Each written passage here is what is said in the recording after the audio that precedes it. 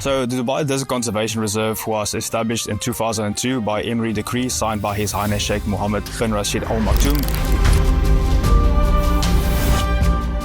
Emirates has been managing the reserve for the last 2 decades. It is basically managing and funding the reserve, and it basically directs and invests all of its funds directly back in towards conservation.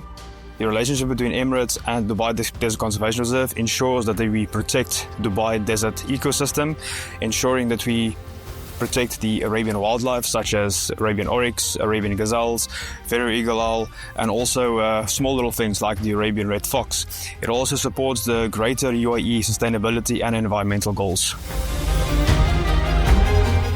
And initially the objective of this reserve was to ensure that we protect the last remaining desert inland ecosystem, to ensure that we protect this environment for future generations through habitat restorations, species reintroductions, but also conducting scientific research to ensure that what we do on the reserve essentially covers all of the processes of a natural environment.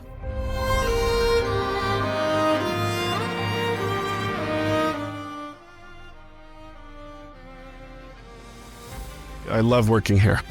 One day you'll be helping a falconer get his falcon bag that flew into the protected area. The other day you will be working with oryx and tagging oryx and locating where they are in the reserve.